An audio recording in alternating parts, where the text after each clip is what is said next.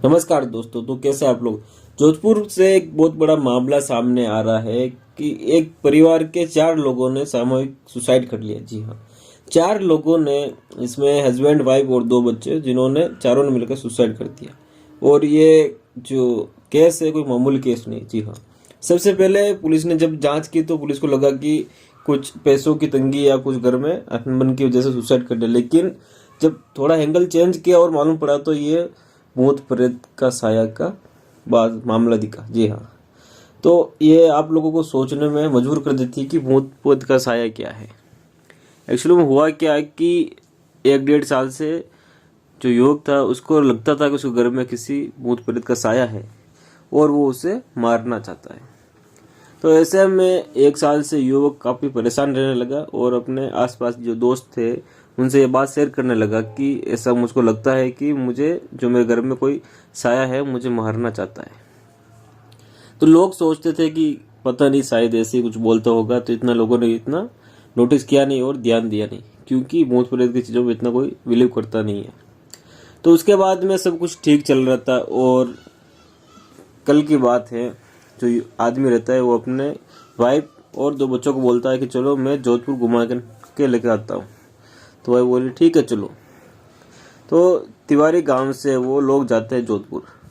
जोधपुर जाने के बाद उनको घुमाने लेके जाता है और घूम के वापस आते हैं। उसके बाद में नहर होती है, नहर में दोनों बच्चों को और वाइफ को धक्का दे देता है।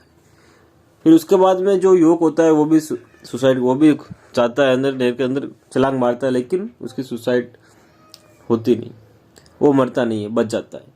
उसके बाद वो वापस बाहर निकलता है। बाहर निकलने के बाद अपनी बाइक पे जाता है और रेलवे ट्रैक पे जाके सो जाता है। ट्रेन आती है तो उसकी मौत हो जाती है। फिर उसके बाद में पुलिस को सूचित किया जाता है कि किसी की दुर्घटना हो गई, किसी ने सुसाइड कर लिया। पुलिस मौके पर पहुंचती है और बॉडी को पोस्टमार्टम के लिए भेजती है।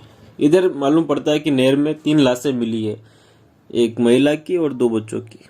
फिर आपस में मिलाया जाता है, केस देखा जाता है तो मालूम पड़ता है कि जो लेडीज थी उसकी वाइफ थी और 2 बच्चे और उसका हस्बैंड। उसके बाद में जब पुलिस को मालूम पड़ता है वो तिवारी गांव में जाते हैं, पता लगाते कि इनका क्या है। तो उनसे बात करते हैं कि आपके पूरे परिवार की लाश मिली है। जी हाँ, जो लड़का था उसके पिताजी को।